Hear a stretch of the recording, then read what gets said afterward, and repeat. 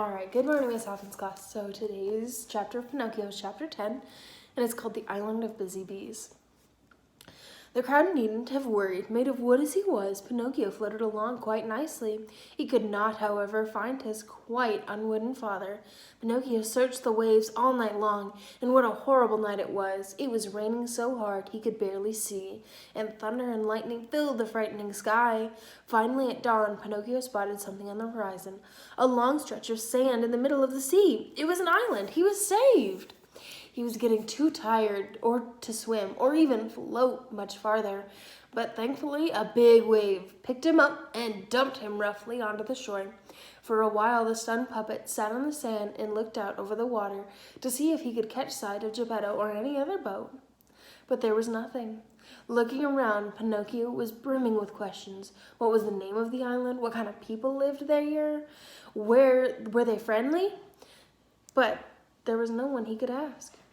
Just then, a big fish swam by. "Hey there, Mr. Fish," Pinocchio cried. "May I ask you something?" "Even two things, if you like," answered the fish, who was actually a dolphin. "In your travels around the sea, did you by chance happen to meet a little boat with the best father in the world in it?" The dolphin told Pinocchio that any little boat surely would have been swamped during the storm last night. What's more, any fantastic father within such a boat surely would have been swallowed up by the terrible shark that was known to swim that sea. "A terrible shark?" Pinocchio gasped. The dolphin nodded. "This shark," the dolphin explained, "was bigger than a 5-story building and had a mouth and stomach so big he could swallow an entire train." Then, wishing Pinocchio luck, the dolphin turned and swam away.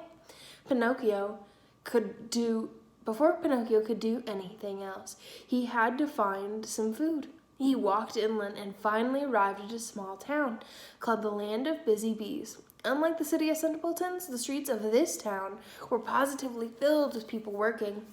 Pinocchio could not see one lazy bum among them.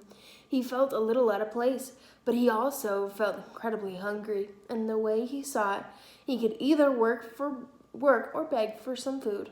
He was ashamed to beg, because Geppetto had told him that only sick or old should beg.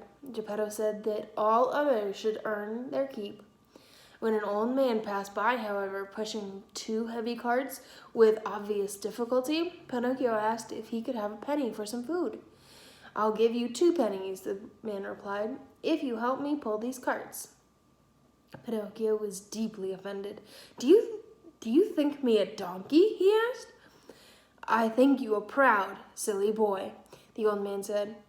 "Perhaps you can eat 2 slices of pride for breakfast." And with that, he was gone. A few minutes later, a bricklayer passed by carrying a heavy pail of plaster on his shoulder. Again, Pinocchio begged for a penny. "Gladly," the man replied. "Just help me carry this heavy plaster, and instead of 1 penny, I'll give you 5. "I don't think so," Pinocchio answered. "That plaster seems kind of heavy." This happened at least 20 more times, with at least 20 more busy bees. Every person offered Pinocchio a job for some pay, and every time he refused. Finally, a little woman walked by carrying 2 water jugs. Pinocchio begged her for a drink. Surprisingly, this time, he was not refused. The woman set her jugs on the ground and offered one to him. Pinocchio drank and drank until his thirst was completely gone. "Now, if only I could get rid of my hunger," he said. "If you help me carry these water jugs home," the woman replied, "I'll give you a delicious hot meal and some nice cake and jam for dessert." Not this work stuff again, Pinocchio thought, but now he was so hungry that he could no longer resist.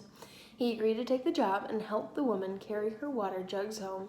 Before he knew it, he had a full and happy stomach. As he sat in the woman's house, digesting, Pinocchio looked up to thank her and gave a sudden cry of surprise. It was as if, with his stomach finally full, his eyes were finally working properly. Although she looked much older, she had the same voice, same eyes, and the same blue hair. Could it be? "Fairy!" he said uncertainly. As Pinocchio started to cry with joy and relief, the woman, who was indeed fairy, started to gently laugh. It certainly took you long enough to recognize me, she said. What? How crazy is that? Alrighty, check in tomorrow for our next chapter.